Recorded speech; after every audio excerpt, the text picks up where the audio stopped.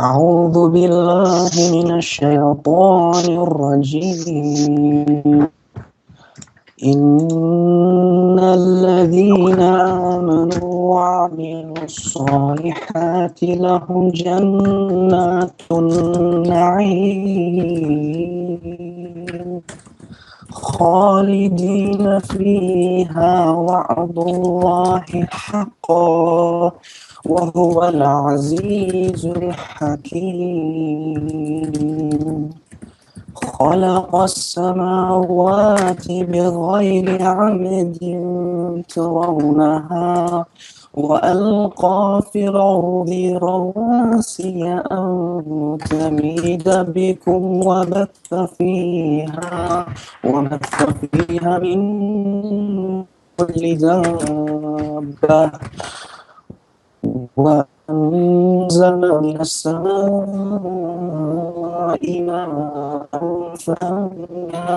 فأنبتنا فيه من كل زوج كريم هذا خلق الله فأروني ماذا خلق الذين من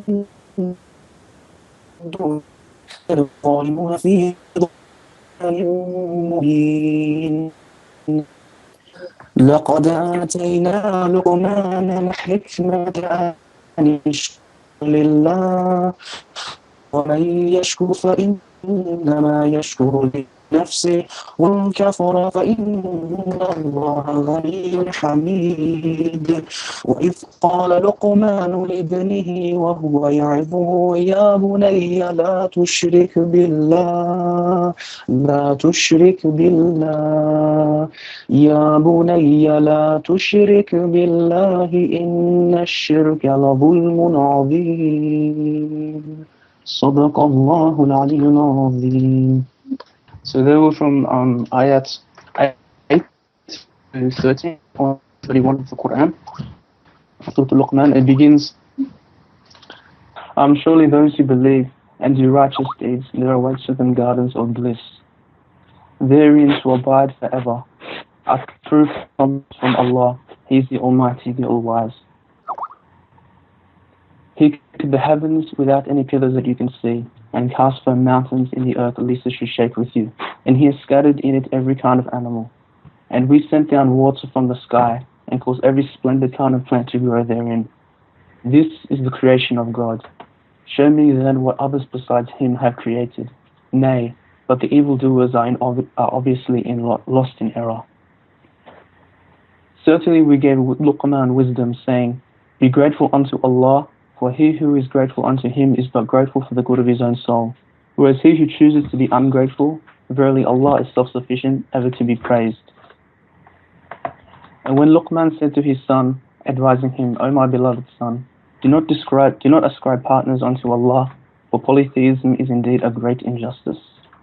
Ahsant Akhi, thank you very much. I now ask Brother Qaim to start his talk, inshallah, with some commentary and some enlivening discussion about the aql and the naql, the aql in the naql of the Ahl Bayt as-Salam. Brother Qaim, Shemaik is yours, inshallah.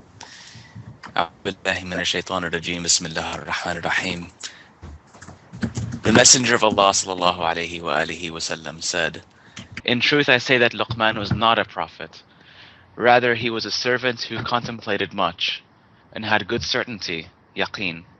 He loved Allah, so Allah loved him and bestowed wisdom upon him. He was sleeping in the middle of the day when a call came saying, O Luqman, would you like Allah to make you a vicegerent in the earth, judging justly between the people? So he responded to the voice, if my Lord were to give me a choice, then I would select wellness, meaning not to rule, because I do not desire calamity. But if He were to coerce it upon me, then I will listen and obey, because I know that if He were to do that to me, He would grant me wellness and protection. So the angel said in a voice, while hidden from his sight, why, O Luqman? Luqman said, because leadership is the hardest and toughest position, It is surrounded by tyranny in every place, and if the leader were to err, it would be the worst path to paradise. To be humble in this world and honored in the hereafter is good, rather than being honored in this world and humiliated in the hereafter. Whoever favors this world over the hereafter will lose this world and not attain the hereafter. Angels liked the goodness of his reasoning. Thereafter he slept, so he was given wisdom. And when he awoke, he spoke by it. He became a vizier of David in his rule. So David said to him, "You are blessed, Luqman, for you have been given wisdom, yet calamity has been dismissed from you." This is a hadith from Majma' al-Bayan. In the name of Allah, the Beneficent, the Merciful, the one God to whom all praise is due forever, the Lord of all the worlds. We ask Allah to send His peace and blessings upon our Holy Prophet Muhammad and His pure Immaculate Ahl al-Bayt. Allahumma salli ala Muhammad wa ali Muhammad. So I'll be giving a brief talk that will proceed, inshallah, and introduce Brother Jebreil's highly anticipated discussion on philosophy. And so I named my talk The Intellectual Tradition, because I wanted to explore this synthesis between the rational sciences and the prophetic tradition. I wanted to delve into this relationship that so many people see as a clash or as a dichotomy. Reality, religion, and the intellectual sciences should blend. They should complement one another.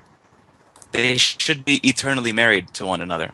Because once you separate religion from intellect, you have only jahiliyyah. You have an ignorant and foolish society, which, although innately believes in the Creator, is a society that doesn't think. It's a society that doesn't understand, that doesn't observe the natural signs, that doesn't see the purpose of things, that doesn't discuss philosophy. So you end up with a society of ritualistic believers rather than substantive believers. People who don't understand the principles that undergird their religion. And that's exactly what the Arabian Jahiliyyah was. They had a religion. It was a civilization that had religion but no intellect. Men believed the tales of their forefathers and did not question them. They knowingly worshipped and sacrificed for wood and stone, but without thinking about what it was that they were doing. And likewise, as Einstein said, science without religion is lame. It focuses on process, but it forgets purpose. So it looks at the earth with its utility, but not with its sanctity. And so the modernism of yesterday revived the natural sciences and Greek philosophy in our time, while removing from it Plato's world of ideas and removing Aristotle's cause, meaning God, from the picture. It overthrew those so-called divine European kings, meaning modernism, who, although were corrupt, at least symbolically represented the vertical order of God, and instead this gave to the rise of a horizontal authority, which is only concerned with this natural world and what benefits an individual in it, rather than the heavenly authority. So out of this came a new worldly order, a new dunyawi order or conscience. But modernism importantly highlighted the place of reason and rationality, and this is in our politics, in our economics, in our lives in general, because it presented reason as a universal language through which the world can communicate and think critically on our customs. Now, postmodernism, which represents the absence of a frame of reference, the absence of black and white, and the all-encompassing normalization of all ways of life, it highlighted the need for beauty in our lives, the need for religion to be interpreted archetypally and perennially, and not just from the perspective of a historicist. So, ourselves in a very strange place. Because on one hand, we have modernist rationalists who are concerned mainly with the worldly benefits of religion. And so anything that doesn't, quote, make sense is thrown away or minimized. And anything that has a horizontal socio-political importance is highlighted. But on the other hand, we have hardcore traditionalists who arrogantly ignore all forms of philosophy and science and practice Islam solely on what a book may say. So the question is, where does Shiism fit in all of this? What are the teachings of the Ahlul Bayt on this question? And so when you open up Al-Kafi, volume 1, you find that the book of intellect and ignorance precedes the book on monotheism. The book on the excellence of knowledge also precedes the book on Tawheed. Why? Is Tawheed not more important than knowledge? It is. But knowledge is that which digests Tawheed. Knowledge is that which beautifies it, details it, makes it the only logical plausibility in the world. The statement, La ilaha illallah, is a fundamentally logical conclusion that attracts our minds, it attracts our hearts, it attracts our very nature, because the messenger cannot come with a message whose fundamental principle is outside of the understanding and the thinking of the human being. And likewise, he also brought miracles, so not only our minds and hearts can observe his claim, but our eyes as well. And so you find many verses in the Quran that support this understanding, that support this idea of really contemplating and thinking about what you're hearing. So أعوذ بالله من الشيطان الرجيم بسم الله الرحمن الرحيم أفلا يتدبرون القرآن ولو كان من عند غير الله لوجدوا فيه اختلافا كثيرا. Do they not ponder over the Quran? For if it were from other than Allah, then you would find in it many contradictions.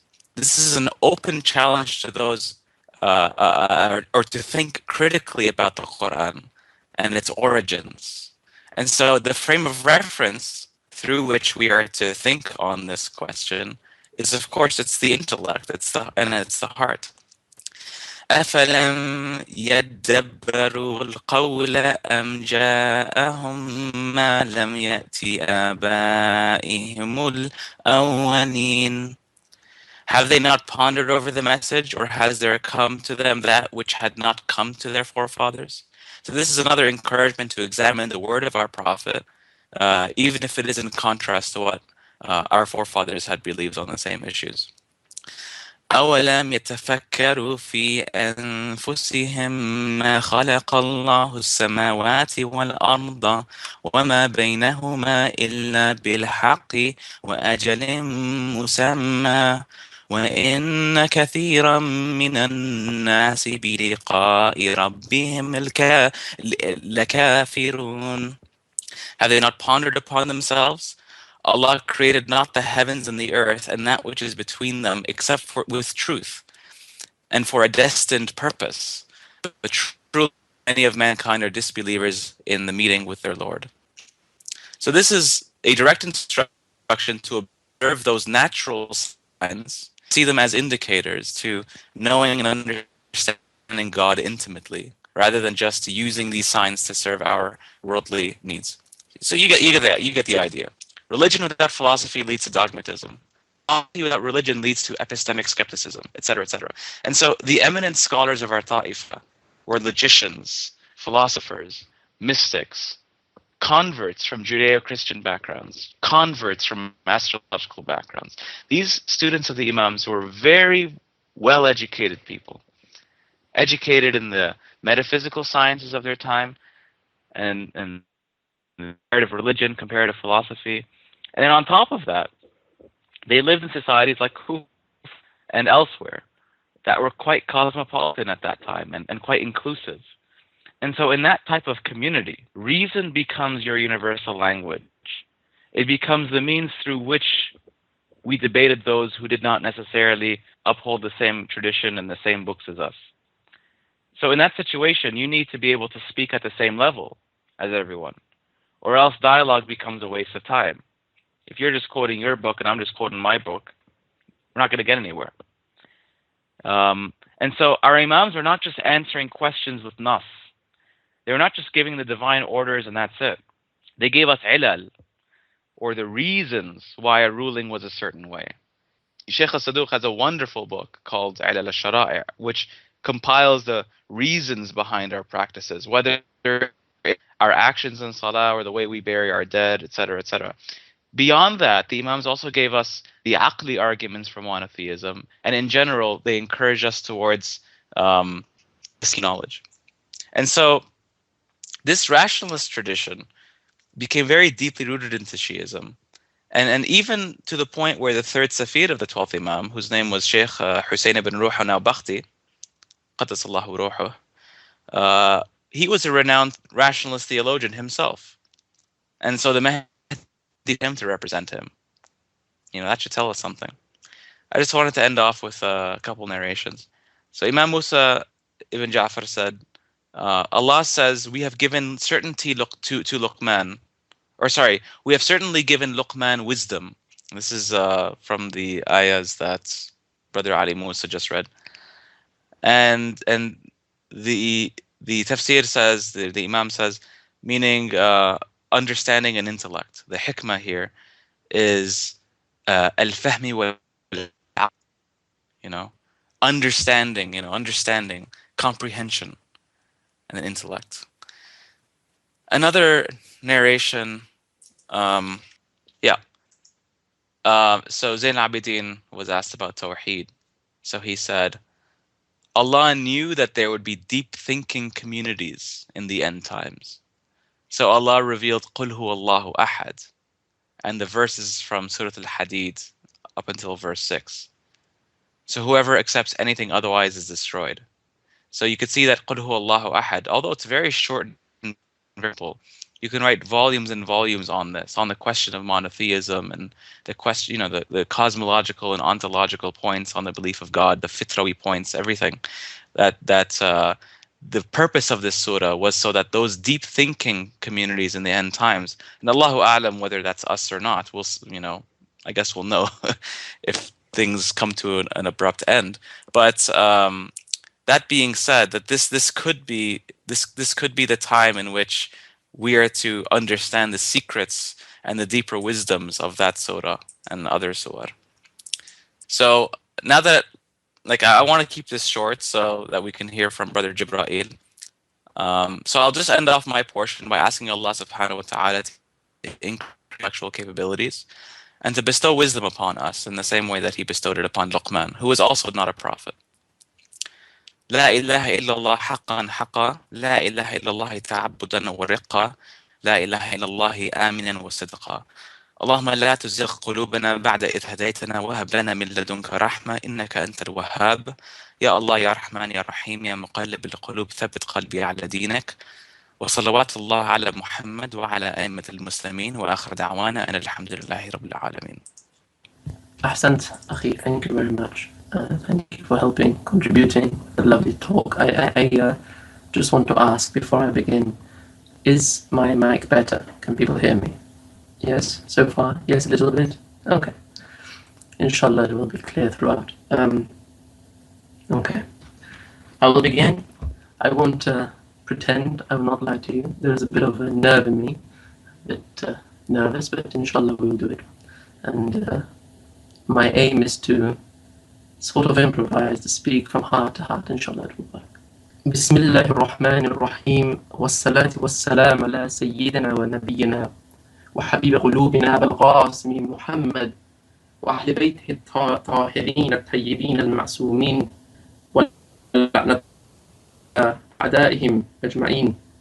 قال الله الحكيم في محكم كتابه الكريم ولقد آتينا لقمان الحكمة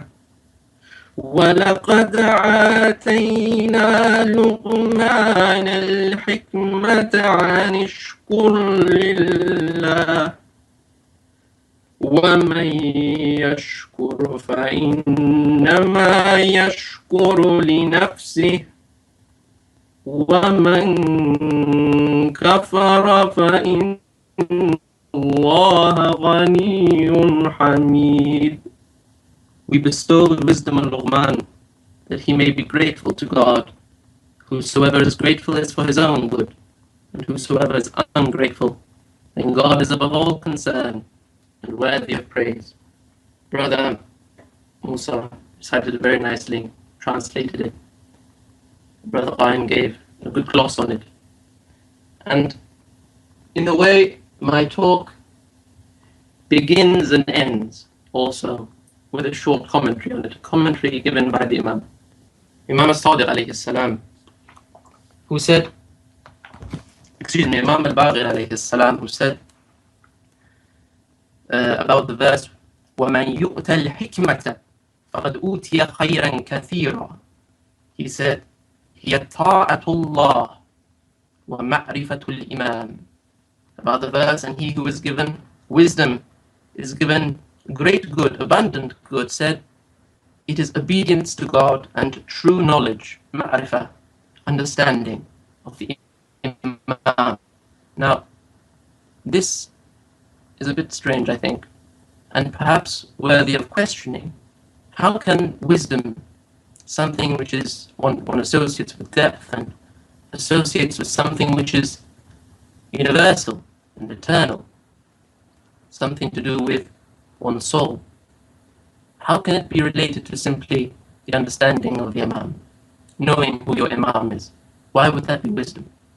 Why would it be wisdom to simply say, I know the Imam of my time, and that is sufficient? Have I reached wisdom? Have I attained wisdom? I think that's the question that I'm really trying to address.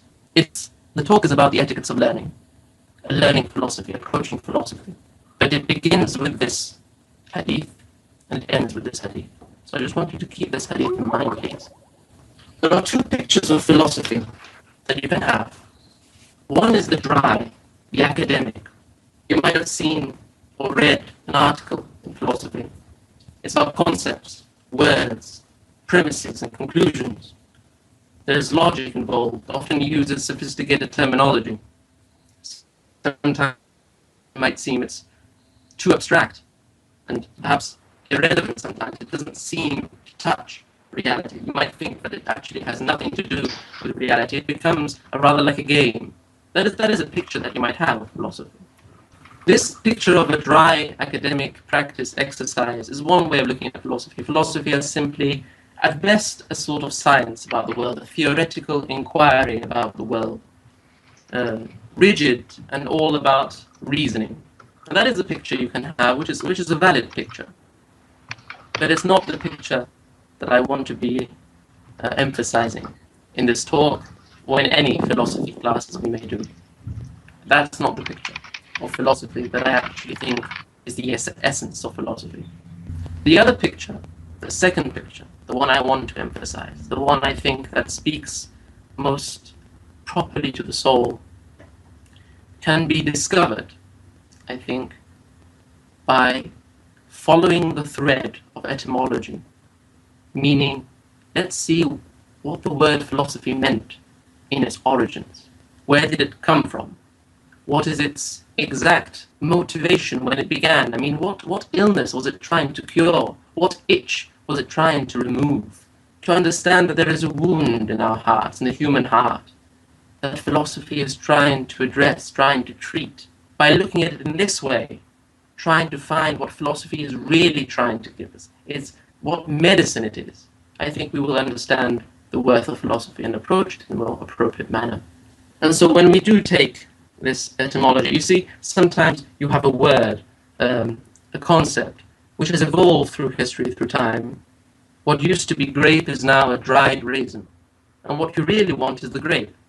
What you really want is the juice. And the dried raisin doesn't give you that. But through the evolution of time, through the development of a concept, through practice, it has led to a dry raisin, which we have in academia, in philosophy, in departments. A career of thinking, a career about thinking. That's what philosophy is in university. And to be honest, it's not that different, unfortunately, in the seminaries. But that was not the origin of philosophy. When it happened, say, in Greece or in India, that sort of approach was not the main approach of philosophy at the time. If we look back, we see Socrates giving the picture of what philosophy is meant to be about.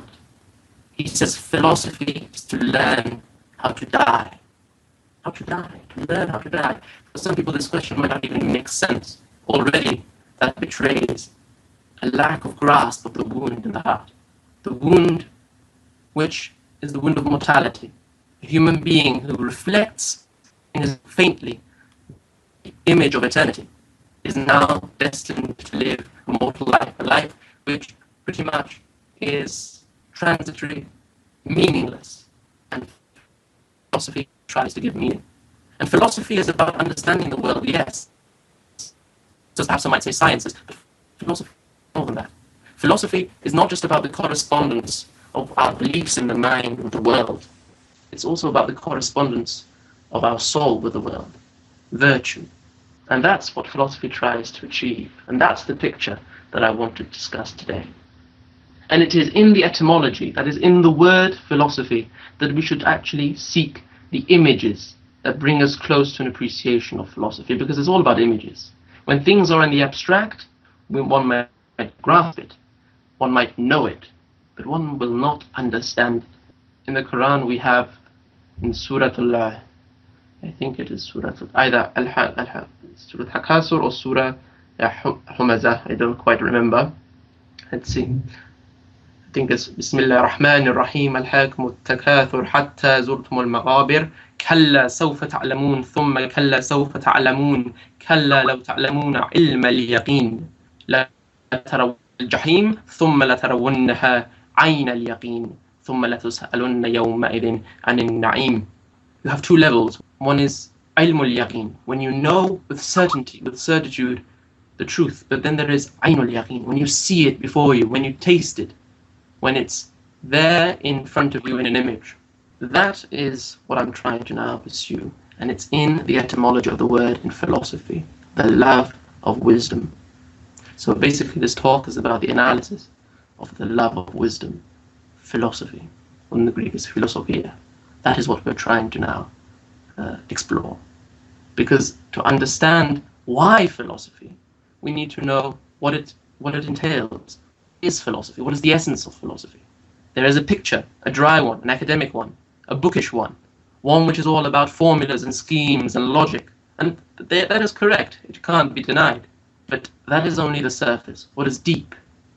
What is deep and not on the surface? What is actually motivating all this?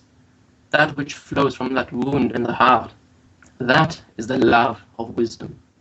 And so that's the picture. It contains many pictures, and it's basically that which I will try to analyze now.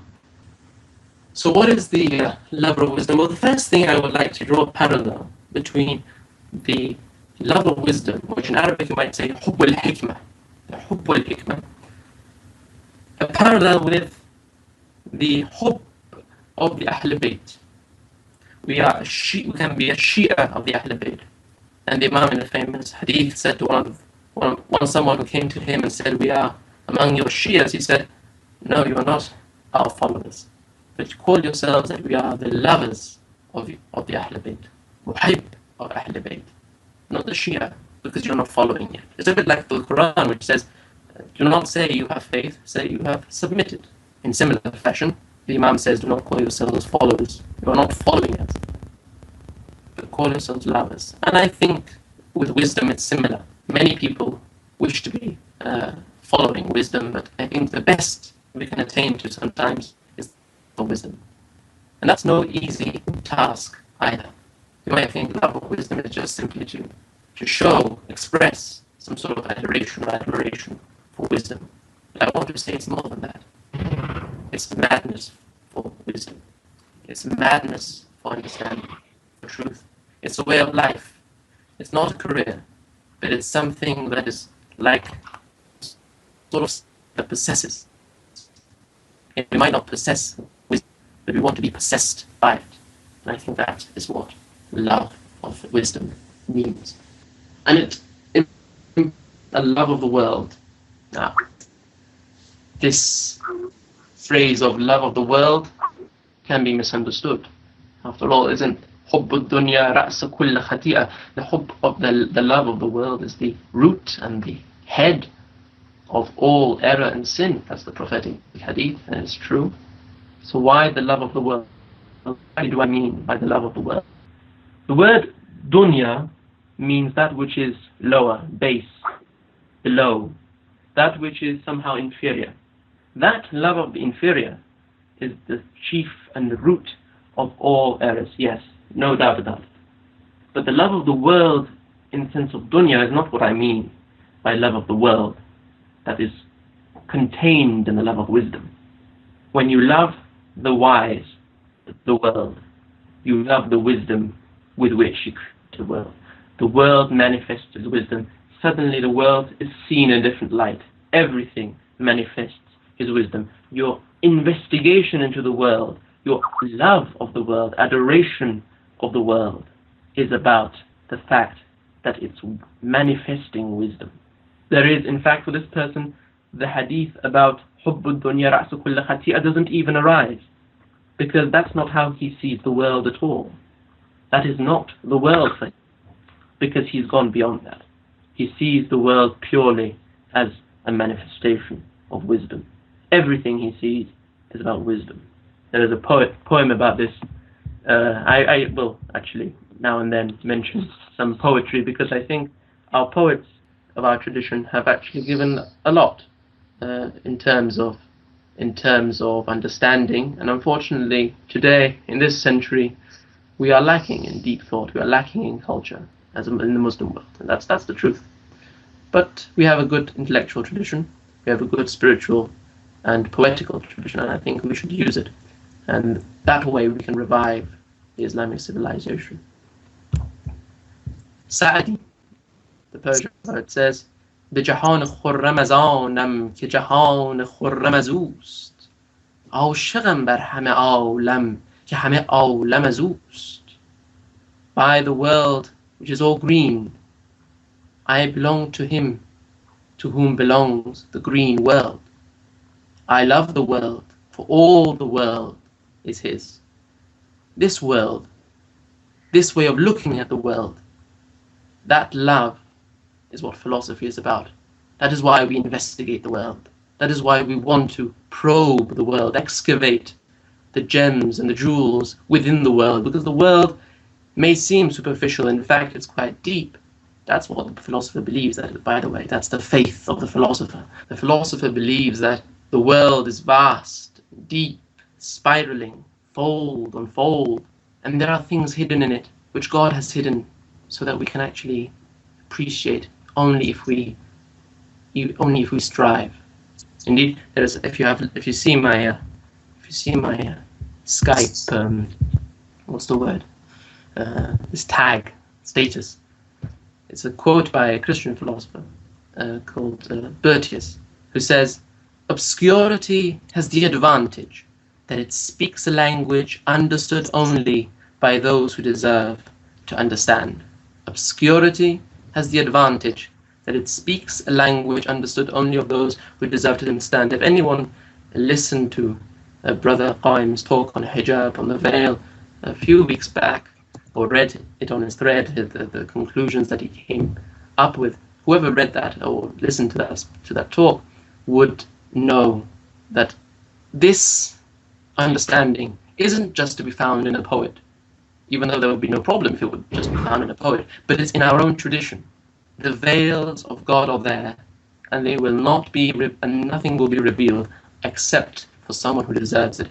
That obscurity itself is necessary, because we are only worth how we strive. لَيْسَ لِلْإِنسَانِ إِلَّا مَا سَعَى. There's nothing for the human being except for what it strives for, and the lover is the one who strives for the beloved. So that is now how I'm going to begin. This is all preliminary, because now we are going to analyze, and these are the images that are contained in philosophy, and they teach us the etiquette of approaching philosophy, because it's more than just a discipline that you study at university, etc., etc. This is a way of life. So the etiquette, the first image that I want to discuss is that of the suitor, the lover and the beloved. It's a very well-known image in Islamic mysticism and Islamic tradition, the lover and the beloved. And it also teaches us something about the etiquette, because if we are the lovers of wisdom, by the way, this is the litmus test, this is the criteria to distinguish between the one who is a lover of wisdom and the one who pretends, because there are those who pretend. And in fact, we can never be sure sometimes whether we ourselves are not pretenders, because that's possible. We can deceive ourselves. But how much we actually love wisdom, how much we actually love truth, how sincere we are with God, how sincere we are when it comes to knowledge. Do we do it purely for the sake of wisdom and the wise?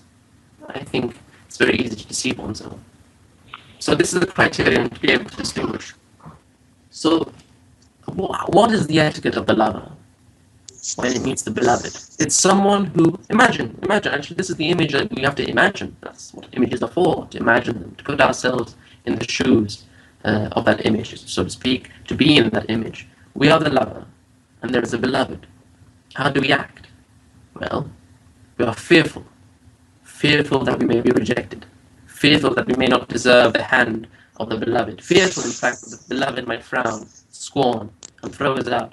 And there's also hope that we will be accepted, hope that we will be honored, hope that actually we will be embraced by our beloved. And what is the beloved? Wisdom, the wise, God. All these are synonymous.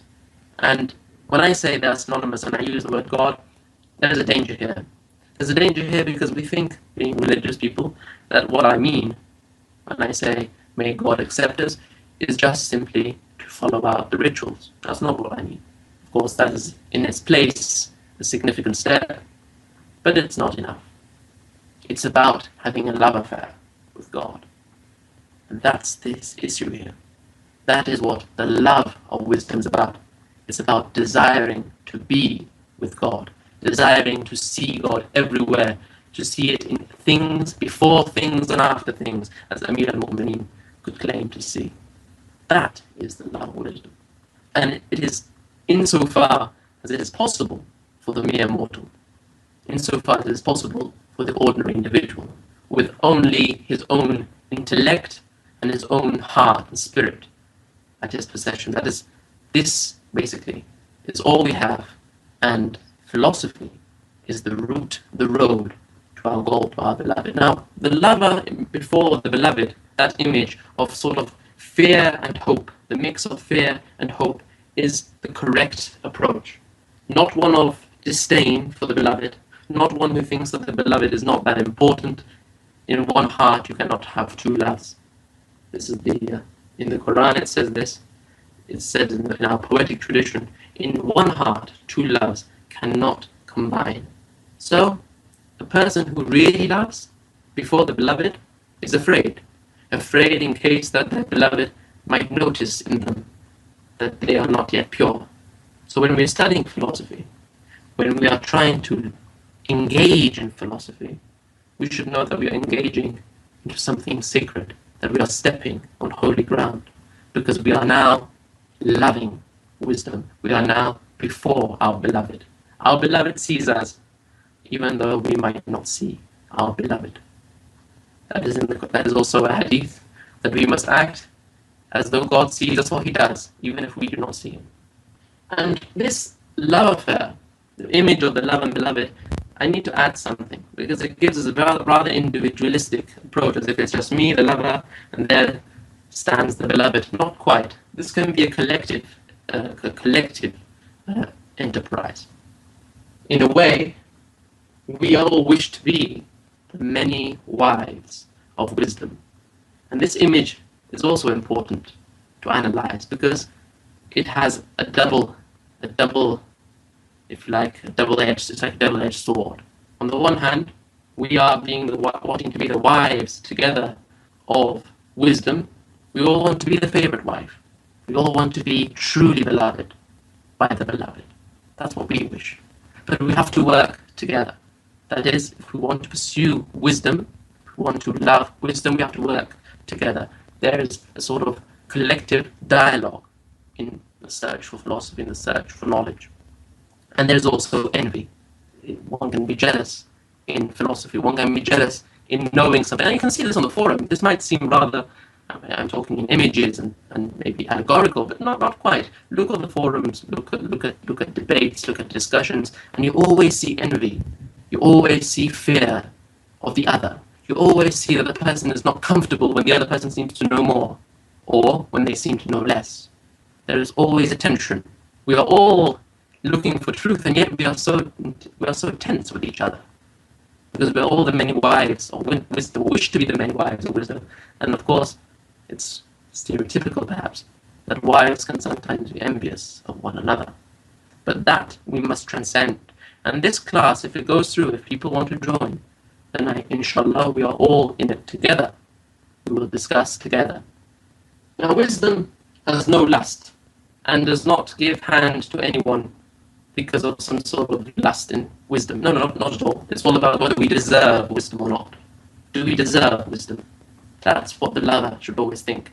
Do I deserve the beloved? I'm saying these things because I want to get away from that image of philosophy as purely something logical, as purely something academic and dry. That has its place, and inshallah, in the fourth session, fifth session, we're going to do something which is more academic and perhaps a bit more dry. But the soul of philosophy is about trying to explore the world of wisdom because we love it. Without that love, there is no purpose in any of it. There is no meaning in any of it. Philosophy is to learn how to die. That's the image of philosophy.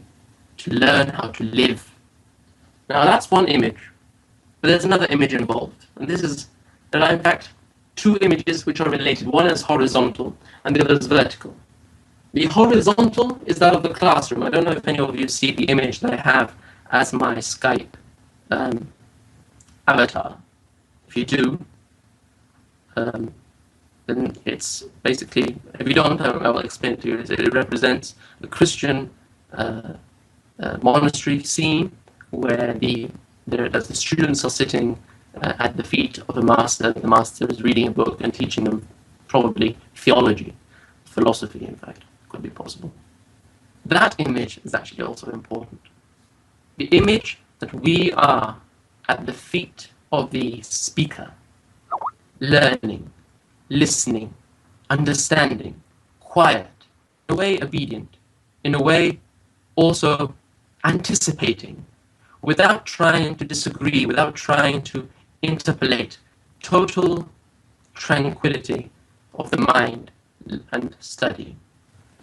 And I want to now discuss this image, because it's an important image. When Brother Qaim was speaking, I was sitting at his feet, listening to what he was saying. He was the teacher, and I was the student. He was saying things, and I was listening. And as you see in the image, the teacher is sitting higher, the student lower, and that's the proper position. Someone who loves philosophy, who is in love of the beloved, must always sit lower, humble themselves, accept that they are receiving, and they have nothing to add. The teacher, which I said before me was Brother Qaim, is also not in a position of superiority in and of itself. I sitting here giving a talk is not that I am superior, because I myself am sitting at the feet of a higher teacher, which you cannot see, the higher beloved, which you cannot identify, but is represented by the book in front of him. He is reading from the book. The book guides his thoughts. In a way, we are all students, and whenever someone's speaking, our job is to always sit at a lower level. That's also part of philosophy. That's also part of philosophical thinking. It's about accepting that sometimes you don't know. You need to know. That sort of etiquette of learning. Not to presume that you know. Socrates said, if there's something I know, is that I know nothing. That has to be real, and not just a phrase we utter. It has to be something that we actually act out. And there's a hadith from the Prophet who says, who was asked by a man, O Prophet of Allah, what is knowledge? The Prophet replied, paying attention, being silent. The man asked, then what? He replied, listening. He asked, then what? The Prophet replied, memorizing. The man asked, then what? He replied, acting upon it. He asked, then what? To which he replied, spreading it. To be silent, to listen, to memorize, to act, and to spread. That is also an image in philosophy. That is the horizontal image. To be tranquil, to approach the beloved in a tranquil manner, still not adding anything, but purely receiving, both from the speaker and the speaker himself from a higher source, a higher authority, until we are all, at some point, inspired by the one source, which is God. Be silent, listen, memorize, act, and spread. Now, if this was the horizontal, there's also a vertical, and I'm very much close to the end of my talk, perhaps another 10 minutes. The vertical is that of ascending, individually or collectively. I said that there is also collectivity involved. Sometimes we have to ascend together, and to ascend together means not to all rush up without caring or having any concern with our friends, no, to be a team, to help others, those who are about to fall. You give your hand, you lend your hand, you lift them up, if somebody is willing to give you a hand, to accept that hand together with joy, with friendship, with love. That is what philosophy as a collective enterprise is about. There are people who have already gone up the mountain. They've already gone up the mountain and they're calling down and saying, ascend, ascend. They're telling us ascend, while we wallow around. We're on the ground and we are told to ascend and we just do not care. That's the reality of the human being, unfortunately, especially in today's day and age. That is, even when we think about knowledge, we think about science. When we think about knowledge and wisdom, what we think about is purely common opinion. We all have an opinion, especially with education, mass education, which is a good thing. We all have opinions, but we do lack in wisdom. We do lack the light, which Imam al-Sadiq says is the true understanding, the light which God ignites in the heart. They've told us, those who have gone up the mountain, they've told us ascend. Why? Because they know that above the snow and the ice, through the pain of the cold air, once you go through it, once you reach the mountain top, there where the air is clearer, for the first time, you can truly see the sky. You can see the sun without any clouds as barriers. You can there feel free, truly free, free from everything, total nobility, total purity. That is what philosophy tries to seek. It is the love of wisdom. The wisdom is on the mountaintop. The wisdom is the sun, which we are trying to look at, but we cannot see because it's hidden. But we must ascend. If we want to ascend, we can't ascend without love. Without love, we will just try and fall and fall. We'll slide down. And at some point, we'll get so disappointed, we'll despair, and we'll remain on the ground. Many people have tried to, at some point, they've been motivated to ascend the mountain up to the mountaintop. But at some point, they've felt that they can't anymore. They don't get it anymore. They don't understand what life is about anymore. So they lose their hope because they never really loved. They do not really love to ascend to the mountaintop. The Persian poet Sa'di says, رسد آدمی به جایی که به جز خدا نبیند ببین که تا چه حد است مقام آدمیت. The human being reaches such a point that can see nothing but God, meaning he's reached the mountaintop. He sees the sun and breathes the air, which is the cleanest. He is free from all that is below and sees everything before him as it is. In the Quran it says, Allahumma arinil ashya kama hi. Oh Lord, show me arinil ashya. Show me the things as they are. How can that be unless one ascends to the mountaintop and sees everything spread before him? That is what philosophy tries to achieve. That is the picture of philosophy that I'm trying to juxtapose against the academic, the dry. And that philosophy is what I'm hoping to create in these classes. But to see what? When you reach the mountaintop, what does it really mean in concrete terms? I've said about the sun, I've talked about the air, but what does it really mean in the concrete terms? It means when you reach wisdom, no, I haven't gone there. What when I say it means, I mean, I think it means. I suspect it means.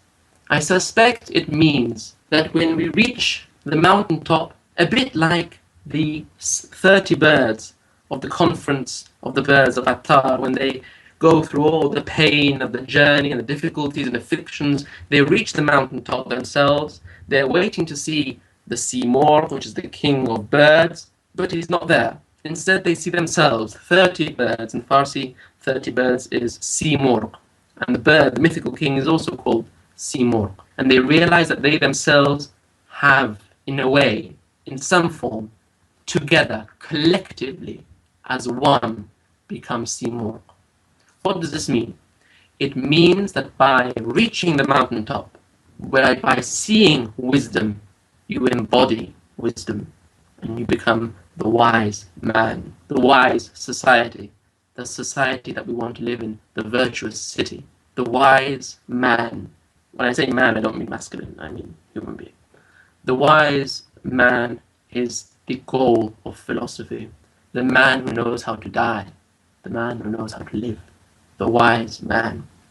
There is a story in Hellenic history that there was a man called Diogenes who would go out in the streets in daylight with a lantern in his hand, and he would look in daylight, the sun is out, but the lantern in his hand, and he would squint in the roads in the marketplace, and he would look for a man. They asked him, what are you doing? He would say, I am seeking a man.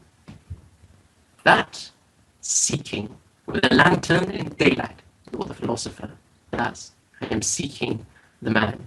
Maulana Rumi says, بی شیخ با چراغ همی گشت گرد شهر که از دیو و دد ملولم و انسانم آرزوست گفتند یافت می نشود گشته ایم ما گفت آنچه یافت می نشود آنم آرزوست. Yesterday the sheikh went out with a lantern and looked through the city and said, of beasts and brutes I've had enough. I desire a man. They said, we've searched. We haven't found. He said, that which cannot be found, that's what I desire. That is philosophy, the love of wisdom, the pursuit of that which cannot be found, that rarest thing, the wise man. And here I return to that hadith where the Imam said about wisdom. It is the ma'rifah of the Imam. Ma'rifah of the Imam. What does it mean? It's not to know his name, his lineage. It's not to know even that he has to be obeyed. It's to know who he is. It's to actually contemplate him. He is the beloved that we are seeking. That is what philosophy is about. So in a way, when I said that wisdom seems deeper than just simply the knowledge of the Imam, in a sense, yes. But in a sense, there is nothing deeper than to know the Imam. There is nothing deeper than to ascend to the mountaintop